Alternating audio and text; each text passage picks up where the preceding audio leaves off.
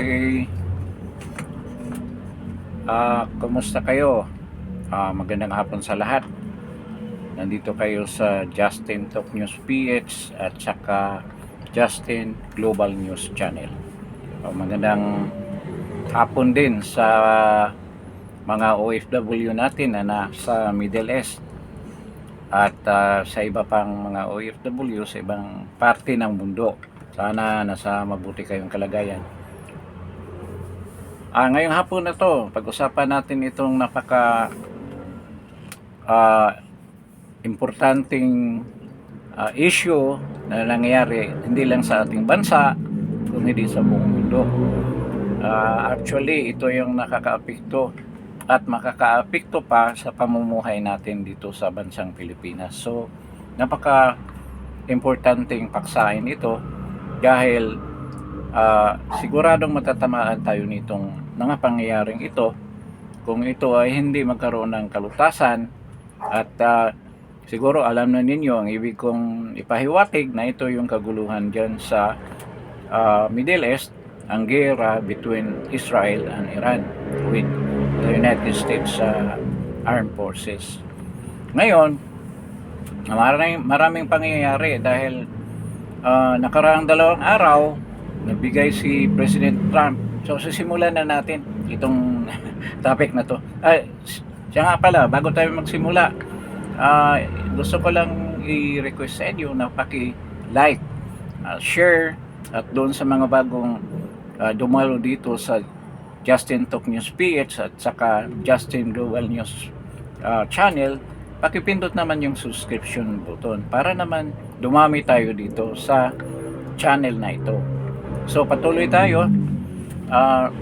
Ito nga, nagkaroon na nakaraang 2 araw, nagbigay ng pahayag si President Trump ng US na binigyan niya ng 48 hours yung Iran, particularly dahil buhay pa naman yung leader nila. Sabi nila na may malubha lang injury doon sa attempted assassination niya, si Ali Mustafa Khamenei, na ngayon ay hindi pa makikita dahil nga meron siyang tama doon sa unang assassination attempt sa kanya.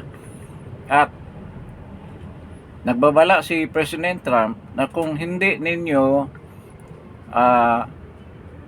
itigil yung pag-hostage dyan sa Strait of Hormuz, na yun ang dahilan na maraming mga oil tanker hindi makadaan dyan sa Strait of Hormuz. Kasi almost 150 tanker yung may laman na, meron ng laman na pag-aari ng iba't ibang bansa ay hindi na makadaan dyan. So talagang pinigilan ng Iran ang pagdaloy ng langis papunta ng kanilang bansa na bumibili ng langis dyan sa mga bansa dyan sa Strait of Hormuz. So ang sabi ni President Trump, pag hindi nyo i-lift yan o patuloy kayong magbanta, na kapag may dadaan na oil tanker dyan ay inyong paputukan ng mga rocket, ang gagawin niya after 48 hours is talagang bubumbahin niya yung mga nuclear plants, yung mga power plants ng Iran na nagbibigay ng kuryente sa buong Iran. So yun ang banta ni President Trump. At maraming nagsasabi, di yan totoo, hindi gagawin ni President Trump yan. Sa tingin ko, simula nitong ginawa nilang pag-atake dyan sa Iran, wala pang sinabi si President Trump sa press con niya na hindi niya ginawa. Ganyan si Trump. At saka sa totoo naman, yung mga sinasabi niya dyan sa mga press con, hindi yan yung moment na yan lang. Matagal na pinag-usapan yan na may plano sila kung anong gagawin.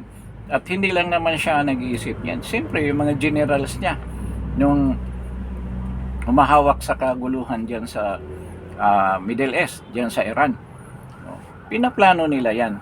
So, malamang natutuhanin niya. Lahat na power plant. Pero sa tingin ko, strategic ang gagawin nila. Ibig sabihin, pinpointed. Hindi lahat siguro.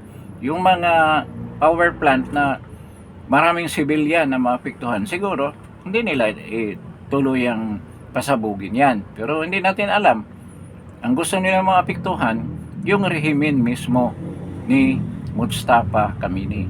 So, para naman ito, tuluyang mapilayan ang operasyon ng IRGC, yung Iranian Revolutionary Guard Command. Yun ang gusto niyang mapilayan. Kasi yan na lang ang naiwan eh. Totoo rin naman yung sinasabi niya na almost 90% na lang. Almost 90% ang nawala sa military capability ng Iran. So, 10% lang ang naiwan. Yung nasa Hormuz Strait na lang. No? So, pag-usapan din natin yung Hormuz Strait. Ngayon, kung bubumbahin niya yan, siguradong maraming mawala ng kuryente. So, mangangapa.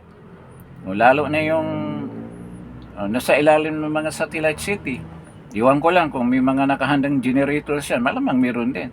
Wala naman silang problema sa krudo dahil marami silang krudo. So malamang yun ang gagamitin nila. Pero maabalat talaga sila sa mga functions na ganyan.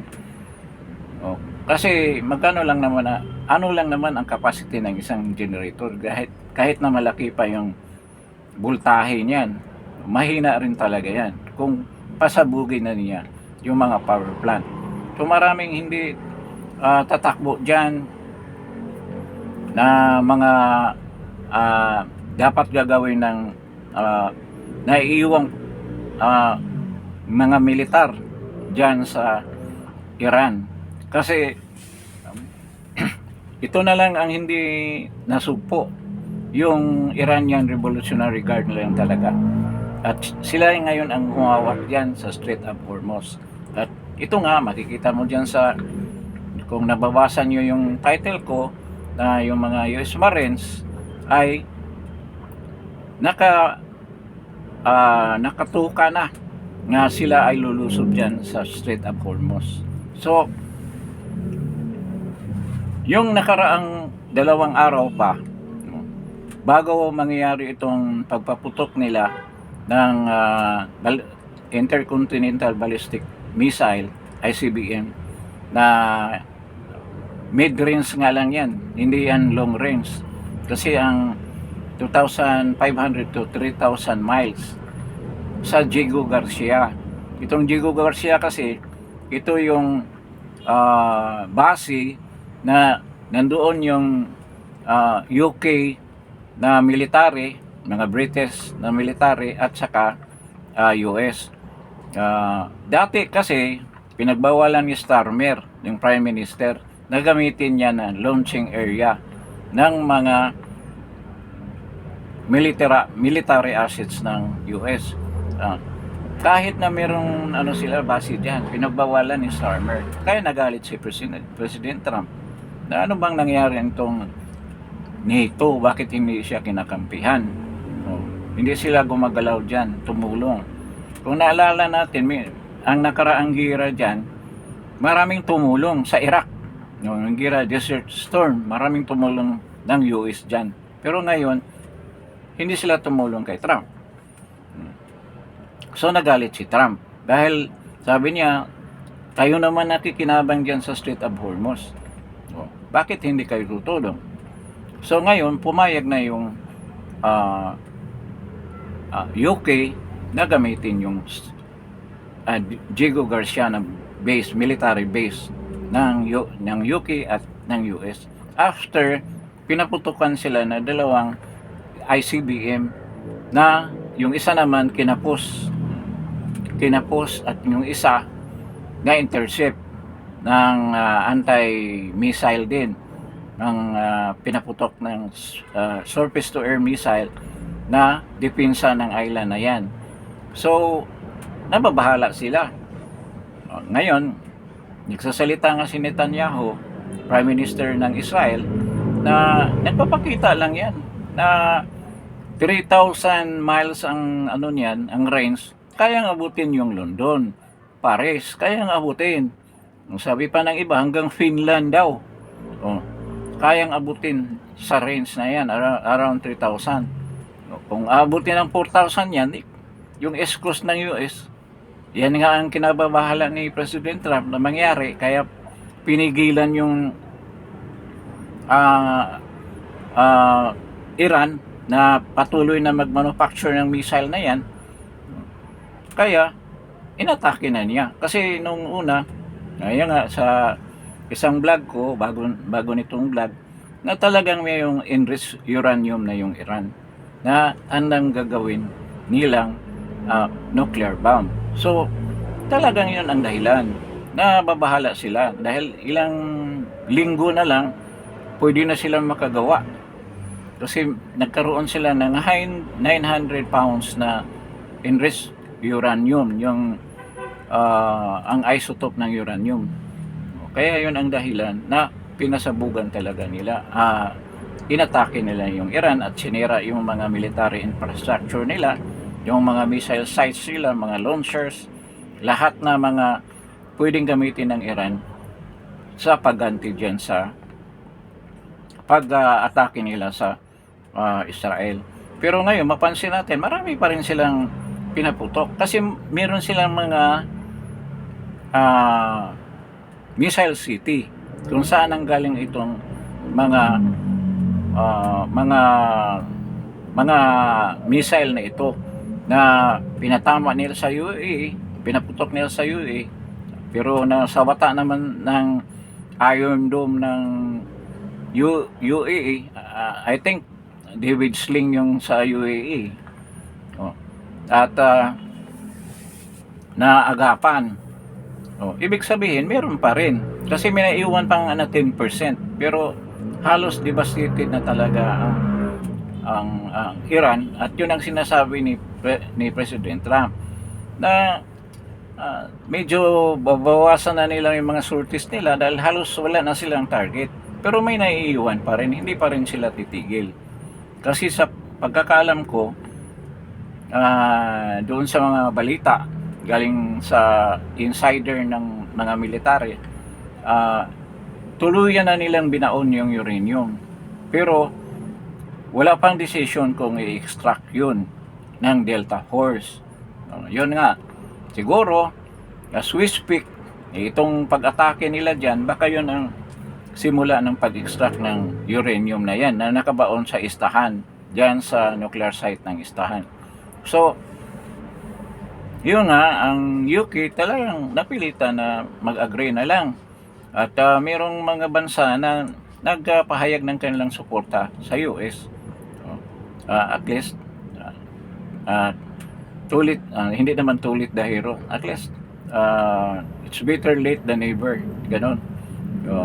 So lumabas din ang ang tulong ng UK. So ngayon ito na nga, ang decision ni President Trump, siguro mamayang gabi or madaling araw dito sa atin, malalaman natin kung i-execute ba nila yung pagsira, pagbomba diyan sa mga infrastruktura sa enerhiya o power plants nila ng Iran. Na nagsalita naman yung mga remaining commanders, mga lower commanders, yung walang matataas na position, na tuluyan nilang isara yung Strait of Hormuz. Kaya yun ang napaka malaking balakid sa palabas ng mga oil tanker na nakulong dyan sa Gulf, fronting United Arab Emirates, na patuloy nga ang reklamo ng mga, kasi yung mga tanker na yan may insurance yan, may risk insurance yan. So na-worried yung mga mga may-ari ng mga oil tanker na yan na napakalaki na ng babayaran nila na penalty dyan. Sa mga insurance na yan. Ang balita nga na ang lahat ng mga expenses na gagawin nila per day is 2 million. So ano mangyari sa oil na ilalabas niyan? Talagang napakamahal na niyan dahil patong nila mga ginastos nila dyan eh. At dito sa labas ng dyan sa Indian Ocean, sa labas na ng dyan sa Strait of Hormuz, ang daming naghahantay na barko dyan. Mga cargo ship, oil tanker, nga napupunta dyan sa area na yan, sa UAE, Bahrain, Oman, at sa Saudi, hanggang sa mismong Iran. Ang dami sanang pupunta na nagkaipon-ipon dyan sa Indian Ocean. Around 3,500 yung nandyan na yan. Yan dyan naka-standby lang. So, yun talaga, susulbahin talaga yung nila, yung pag-blockade ng Strait of Hormuz ng Iran.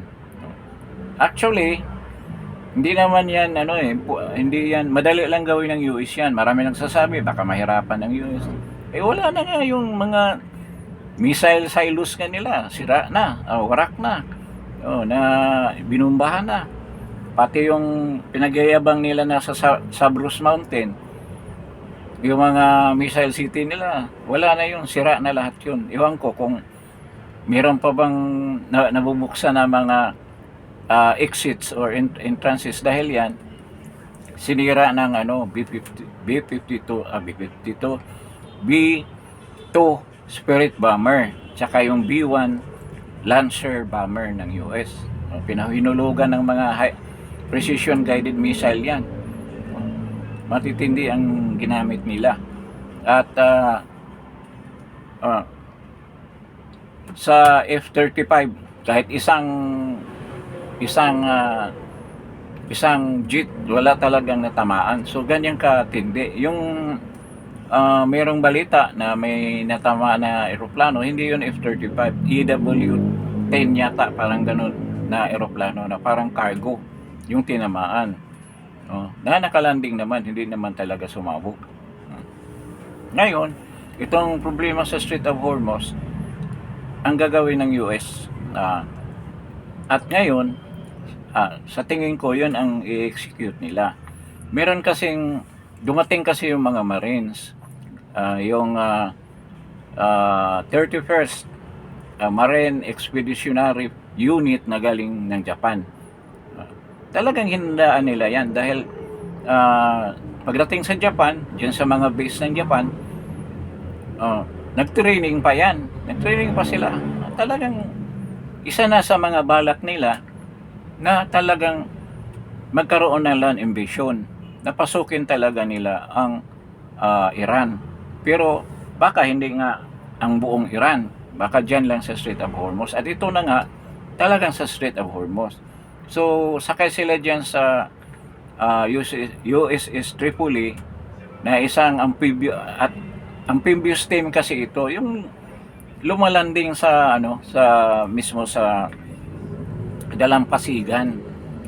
Kung nakita mo yung mga palabas ng sine, dala-dala sila ng mga maliliit na barko at naglalani. Yung World War II yun, pero hindi na ngayon ang mangyayari, hindi na ganyan. So dala-dala siya ng sakay sila ng USS Tripoli, amphibious landing team ang tawag sa kanila, na mga will experience ng mga Marines. Sabi pa nga ng mga Iranian, reckless daw yung mga yan, yung mga Marines, dahil sa iba niyan galing sa Afghanistan, yung gira, mga veterano, yung mga opisyal nila. Malulupit daw yan, yung sabi ng mga Iranian. Ngayon, nabaliktad na, ang mga Iranian nga malulupit. Ngayon, papunta na sila dyan, nandyan na sila. Naghantay na lang yan ng command, nandyan sa bunganga ng Hormuz Strait, dyan sa Indian Ocean. So, nandyan na sila, I think 2,200 na Marines, US Marines, at siyempre may mga APC yan, Armored Personnel Carrier, nandyan na lahat nakahanda. Kasi lulusubin talaga nila ang dalampasigan ng Strait of Hormuz. Yung sa side sa Iran. Kasi nakaharap niya ang Oman dyan at saka yung Bahrain. Pasukin nila yan, lusubin nila yan, atakihin nila, magkaroon ng land invasion dyan. So, itong mga Marines na to, around 2,500 yata, parang 2 batalyon, ganun, ang ipapadala dyan. At yun ang magki-clear dyan sa area na yan. Dahil marami pang mga tunnel dyan eh. Mayroong mga drone na yun nga ang ano nila, panglaban dyan sa kung mayroong dadaan dyan na barko, yun ang pangpasabog nila. At yung area na yan, puno ng landmine. Landmine, yung mine na linalatag nila dyan sa dagat. So kung may dadaan na barko, delikado, susabog. Meron din sila mga mini submarines dyan. Kaya nga yung Virginia class na submarine ng US, malamang nandyan na yan.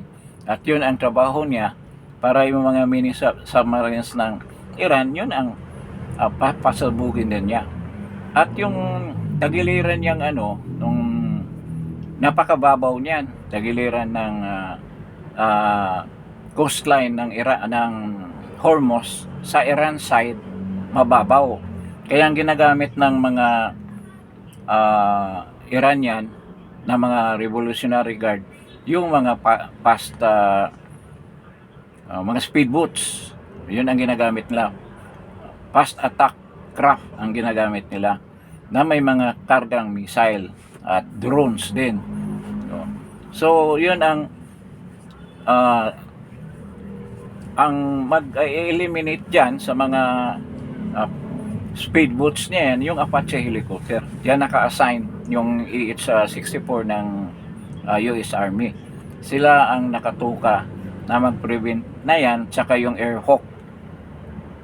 Yung Airhawk na matindi yung cannon na ginagamit, yung machine gun na ginagamit para sabatain yung mga fast craft na yan or fast attack boats na may mga missile din na karga. So yun lang ang panglaban ng Iran. At dyan din sa tagiliran, maraming tunnel. So doon nagsisimula yung mga missile. So yun ang papasukin na ng mga US Marines. Bali, dalawang grupo yan, yung galing ng Japan, yung sakay ng USS Tripoli, at saka yung galing ng San Diego, California, yung 11th Marine Expeditionary Unit na halos pareho din ang numero, so mga 2,500. Nandiyan na rin yan sila. Sakay sila sa USS Boxer na mayroong escort din na mga amphibious na mga barko, destroyers, yung USS Portland, USS San Diego, nandiyan sila. So makikita natin na talagang naka-focus talaga diyan ang military ng US para magkaroon ng solusyon yung problema diyan sa Strait of Hormuz. Kaya sa tingin ko, it will take a couple of days para ma-clear up yan. At yung kinatatakutan natin na patuloy na gagawin ng Iran yan, yan naman talaga ang plano nila na para ma-disrupt ang ekonomiya ng buong mundo. Hindi nila padadaanin yung mga barko na yan na may kargang mga oil. At napakalungkot lang dahil tayo kumukuha ng oil sa China. Hindi naman yata yung mga Shell at Caltex kumukuha direkta sa Middle East dahil wala naman silang refinery.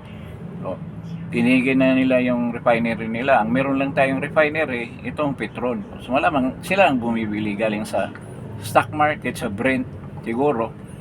Pero crude oil yon kasi may refinery sila. So yung may itong private companies na oil companies na Shell at saka Caltex, yun ang main na distribute ng oil dito sa atin. Gasolina, LPG, crudo, yung diesel, at I don't know kung parang wala silang natural gas, yun lang ang ginagamit nila. At ito kinukuha nila mostly dyan sa Singapore, dyan sa China, kasi mas mababa nga ang cost ng China ng kanilang oil. At kasi napaka-efficient na mga refineries nila. So yun ang dahilan na naapektuhan tayo dahil walang nakalusot na mga barko, ng mga oil tanker ah, galing ng Iran. Dahil ang oil ng China almost 90% galing sa Iran. Ang Japan naman 95%. Kaya problemado yung Japan at saka China sa oil supply nila ngayon. Kahit sabihin natin na meron na silang strategic oil reserve, natatakot sila baka maubos yan at magtagal ang gira dyan sa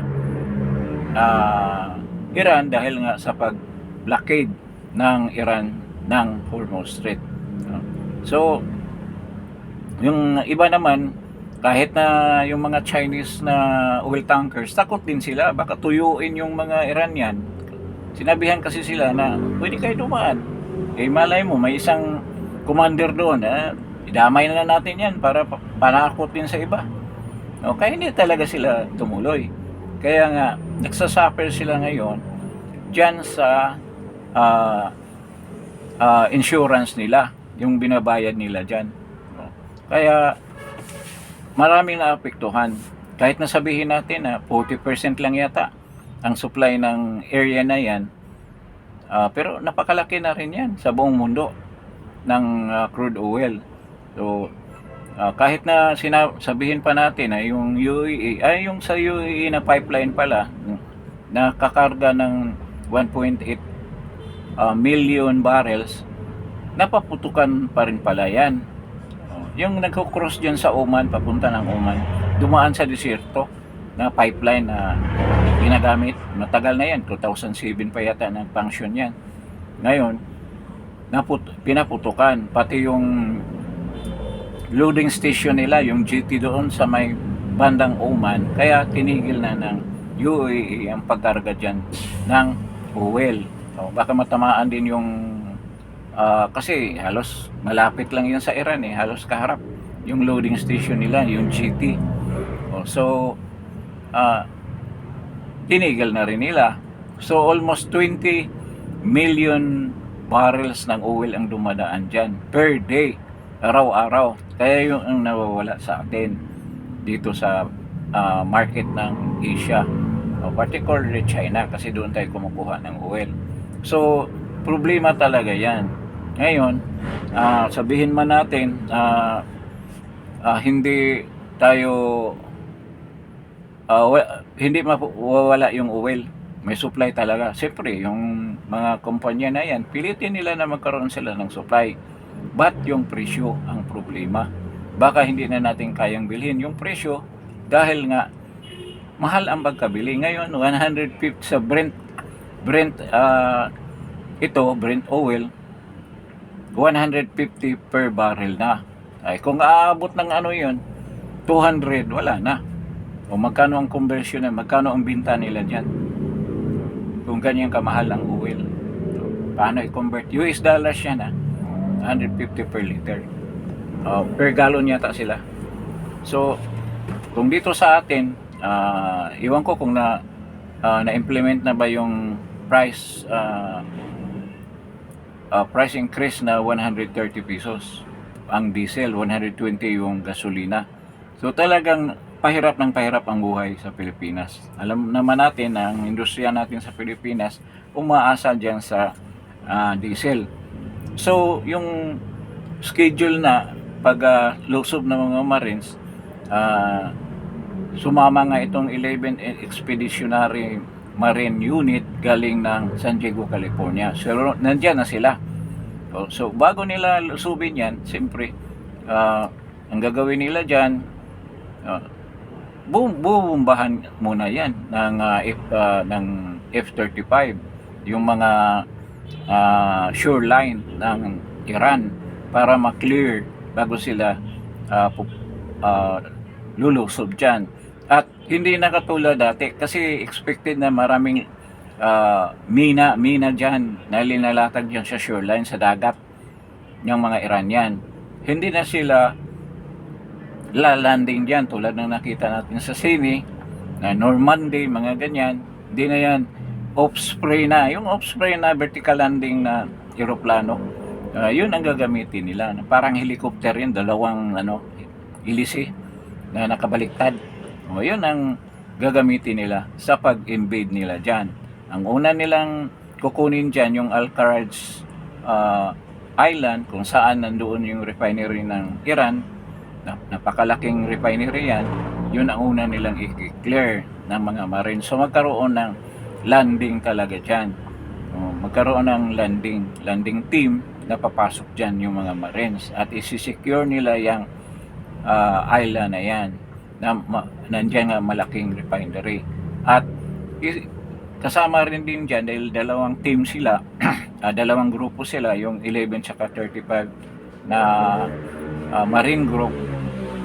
Yun ang papasok doon sa mga shoreline, doon sa lupa na mismo ng Iran. So parang invasion na rin mangyayari. Marami nagsasabi, hindi naman talaga magkaroon ng regime change kung walang boots on the ground or sundalo. At tulad na nangyari ng Iraq. Yun nga ang iniwasan ni Trump na mangyari, na maraming mapatay na mga sundalong Amerikano. Dahil nga magagalit yung mga kalaban nila, lalo na sila Biden, mga Democrat. Magkaroon naman ng protesta sa US. Kaya yun ang iniwasan ni President Trump, na minimal lang yung mga sundalo na pinapadala. Pero diyan na magsimula. Diyan na talaga magsimula ang pagpasok nila sa buong Iran. Kaya nga pinahina nila ng gusto gamit ang Israeli Air Force, Israeli Defense Force, na talagang binura nila ang military installations, military assets na gamit ng Iran. Ngayon, kung meron na yan, siguro yung mga tao sasama na rin sa kanila. Kasi yun ang kahinaan ng Iran, yung mga tao nila hindi handang, wala silang guerrilla. Wala silang mga guerrilla na matitindi. Hindi katulad sa Pilipinas, siguro kung pasukin tayo ng ibang bansa, tulad ng World War II, meron tayong guerrilla. Ngayon, may nakahanda ng NPA, baka sila ang unang lumaban. Hindi naman yung ibang military siguro, kung pasukin tayo ng China, mag-guerrilla na lang yung mga ibang sundalo. Ganyan mangyari. Pero doon sa Iran, hindi ganun ang nangyari. Mga tao parang hindi silang handang lumawan. Isipin mo yung lumalo lang sa protesta, sigaw-sigaw lang doon. Bitay ang inabot, yung kasama pa yung isang wrestler na Olympic winner na wrestler nila na tinorture na, pinakumpis na talagang sila lumaban laban sa rehimen ng Iran, kaya binitay siya. Public hanging yun, diyan katindi. So dapat yung mga tao talaga, yung kay Kinarisa Pahlavi na grupo, yung anak ni Shah of Iran noon, siya mamuno dyan. Kukuha sila ng armas at kalabanin yung mga IRGC, tsaka Quds Force, tsaka yung Basids, yung mga grupo ng mga nagpapahirap ng mga Iranian. Dapat umawak na kayo ng baril, para ganun. Papatayin din naman kayo eh. Dapat ganun ang mentality ng mga Iranian. Pasalamat sila na nag-intervene. Sa bagay, marami namang Iranian talaga masayang-masaya sila kung makikita nila yung isang installation, kampo or missile site. Kung malapit lang sila doon, nakita nilang sumabog, nagpapalakpakan, natutuwang-tuwa talaga sila. Sumasayaw-sayaw pa yung iba eh. Nakita nila na sumabog na yung mga dipo na mga armas ng mga missile ng Iran Revolutionary Guards. So dapat talagang lalaban na yung mga Iranian. So balik tayo dito sa Strait of Hormuz.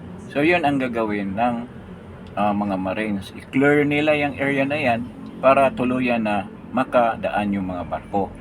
So yung plano na magkaroon nga ng mga escort na mga military, may mga naval ship ng kapwa bansa, pwede naman siguro yung gagawin, pero magkaroon lang ng congestion dyan kung may barko pa ng sa bagay hindi na lang sila tatakbo, dyan na lang, makahimpil na lang sila dyan, pero sitting duck sila kung mayroong aksidente na mayroong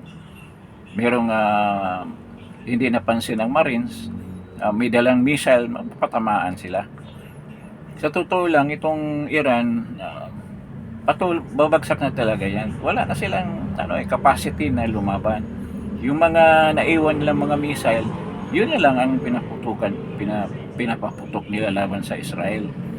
Hindi naman ganyan ka devastating na yung mga epekto ng mga missile na yan sa pagkangayon. Merong nasusugatan, may isa, dalawa na namamatay, pero yan matuntun din ng satellite yung mga nagpaputok na yan kung saan yung mga launcher na yan. Kaya na huli nilang pagputok ng karaang gabi na 100 yung nasugatan, dalawa yatang nakatanda ang namatay, kaagad nag-react yung IDF, binumba kaagad.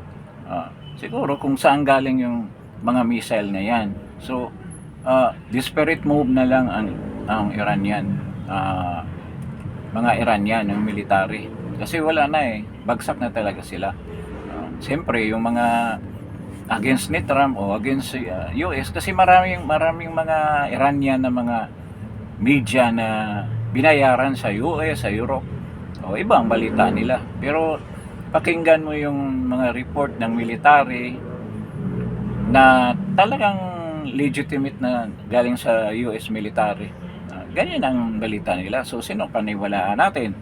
At ang ibang mga sources natin ay galing din talaga sa military, na sa mga pro-US. So ngayong gabi siguro lulusob na yung mga Marines, makikita natin ang dami ng Apache helicopter na makikita mo raw dyan na panay ang paikot-ikot dyan sa Strait of Hormuz. So parang prelude na ito sa main invasion na mangyayari mga ilang oras from now, kung ituloy nila, kasi 48 hours almost ngayong gabi yata doon, o gabi dito, mga 7 hours lang yata ang lamang natin sa Middle East. So magsimula na yung paglusob ng mga Marines, landing ng mga Marines dyan sa Cards Island. At yung mga maliliit na island yan, pupuntahan din yan. Kaya di naman natin maiwasan na meron din talagang masawi dyan na mga Marines na sa kaguluhan na yan, expected na yan.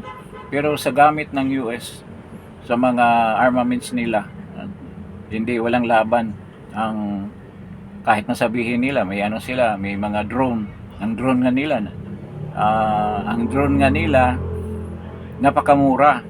Mahal pa yung motorsiklo natin. Ang isang one-way drone saka yung kamikaze drone nila, 20,000 lang daw ang halaga niyan. Ang ginagamit na makina niyan makina ng motor. Hindi ko alam kung anong klase motor. Hindi naman Honda siguro. Made in China Ano bang made in China? Rossi, yung mga ganyan na motor. Rossi, ano pa ba? Ano ba mga motor na made in China dito sa Pilipinas? Parang ganyan, yun ang ginawa nilang makina dyan, na 20,000 lang daw ang halaga bawat isang drone. So nakagawa sila ng maraming drones talaga, na para sa mga Amerikano napaka-crude na pagkagawa. Pero kasi may kasama mga explosive iwan kung ilang kilos na explosive ang ilagay dyan. Pag tumama, sasabog din talaga, makakapinsala rin. Pero yan, kung haharapin na yan ng Apache attack helicopter AH-64 ng US Army, walang panama yan. At mautak na rin ang mga piloto ng mga Apache, kasi yung Hellfire missile nila hindi na nila ginagamit kasi napakamahal pala niyang isang pirasong missile, yung Hellfire missile, iwan ko kung ilang piraso ang karga, naka-attach sa pakpak ng Apache helicopter. Sa ilalim sa belly niya meron ding ano dyan, Hellfire missile. I think 10 yata yan, 10 o 8. Oh. Yun ang nakalagay dyan. Ang isang pala niyan is $115,000 US dollars. Oh. Samantala daw yung ano, yung drone ng Iran ay $20,000 lang. Oh. So lugi daw sila. Kaya ang ginagamit nila dyan yung Canon, yung machine gun nila na 30mm. Sabog din naman. Oh, mas makatipid pa daw sila. So ganyan, economy pa rin ang pinag-iisip dahil kahit na dyan, nasa gira na. So tinitipid. Oh. So epektibo rin naman kung yung Canon ang gagamitin. Isang ano lang dyan, isang pindot sa gatilyo, marami ng bala ang dadaan. Sabi nila, ang isang bala daw sa US ngayon para dyan sa 30mm na Canon is $2 lang. Tipid na tipid talaga. $2 lang ang isa eh.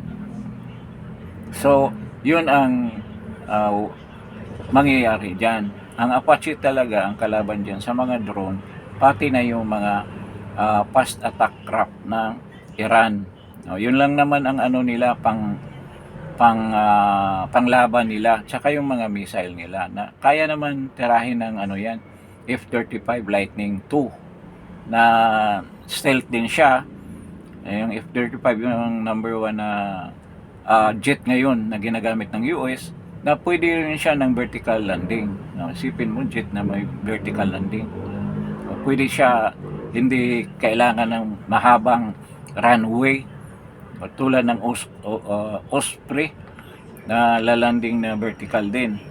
Hindi na siya kailangan na malaking airport na lalandingan, o kahit nasa aircraft carrier, kahit maraming dalhin dyan, may yung ano nga daw, yung Boxer, USS Boxer, na sakay yung mga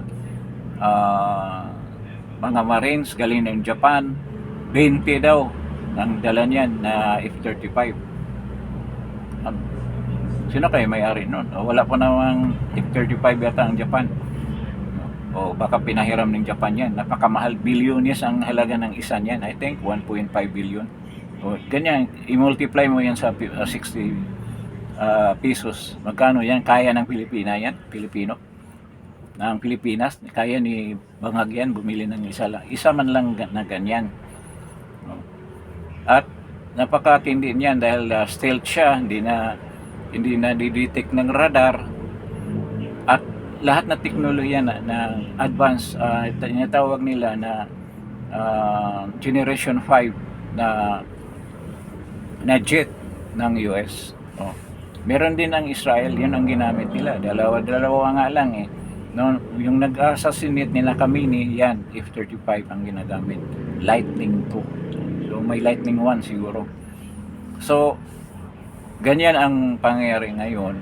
So mamaya napaka thrilling na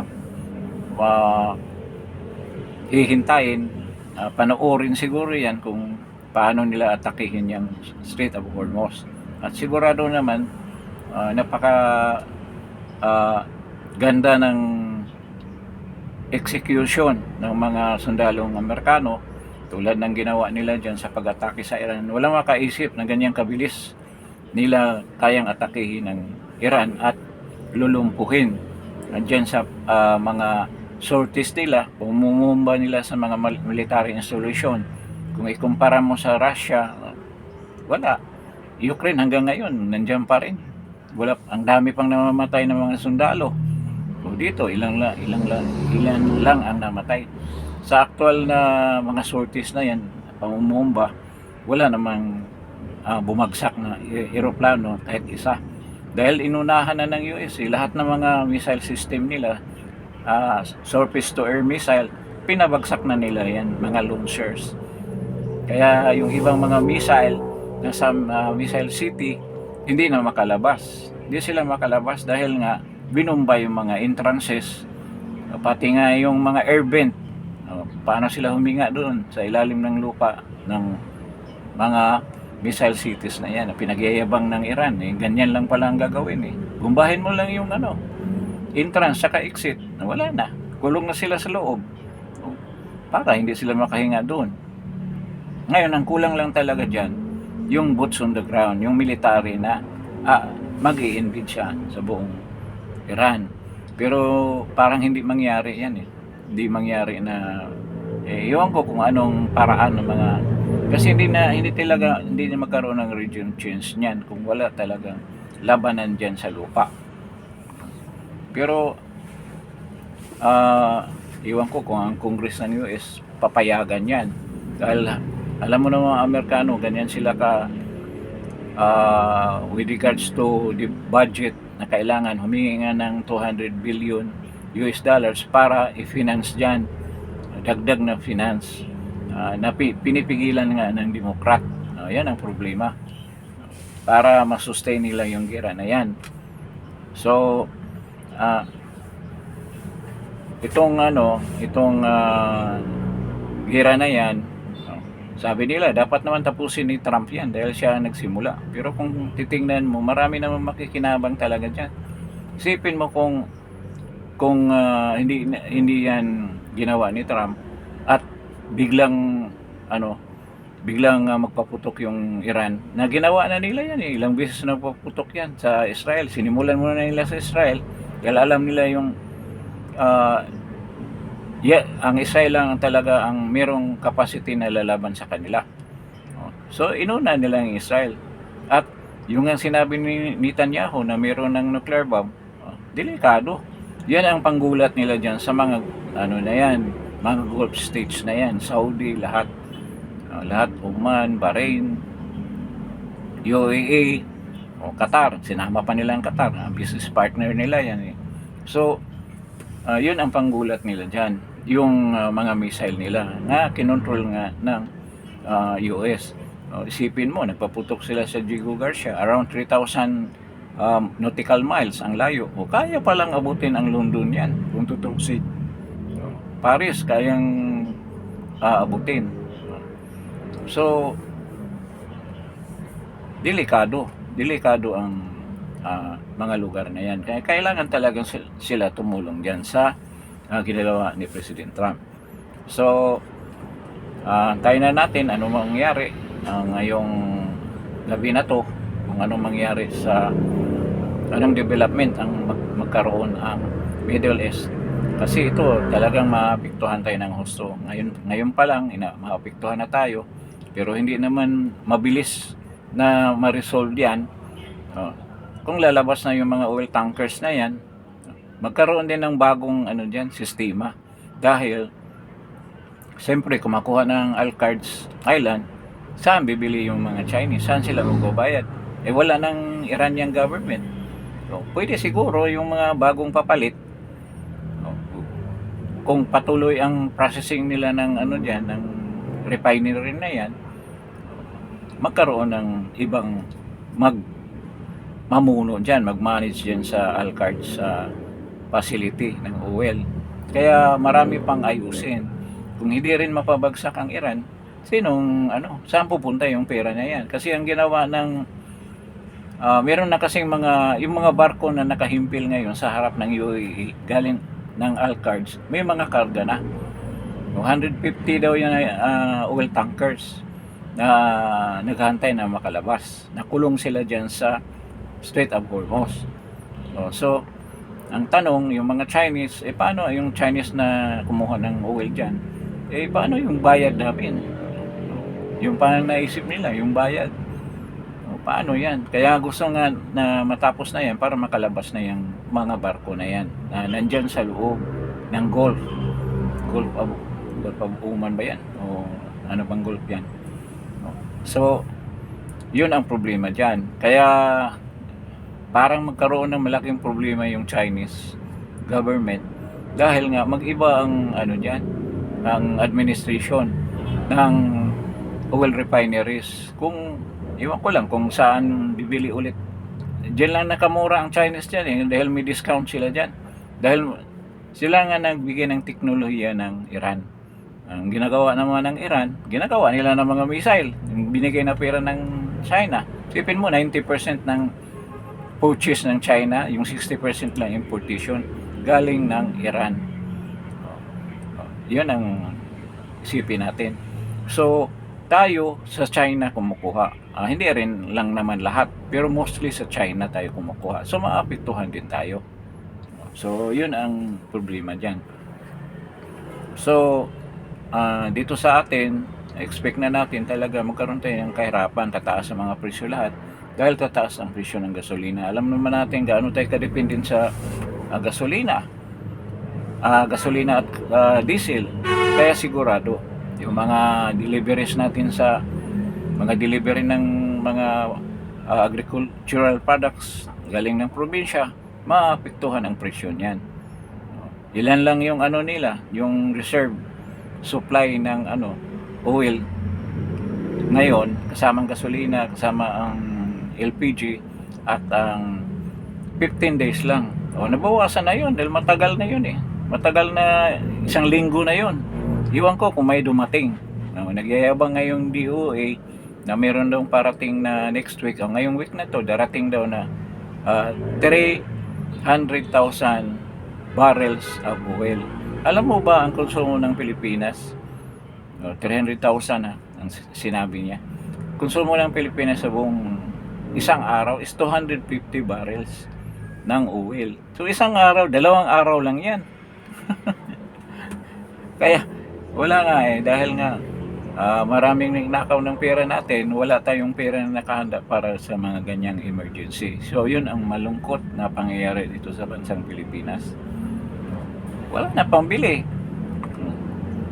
Kaya nga kung pasalamat din tayo na ng pandemic, hindi naging presidente ito si Bangag. Dahil kung siya pang presidente, sigurado marami mamamatay na Pilipino. Dahil unahin yung nakaw unahin yung malita bago ang gamot. Kung nangyaring ganyan, walang pambili ng gamot. Maraming matigok na Pilipino nung swerte pa rin tayo na si PRRD ang naging presidente ng panahon na yun. At the same ngayon, ito, naghahagilap ng pera kung saan saan. Nangungutang, ngayon magbibenta ng properties para lang pang balance ng budget.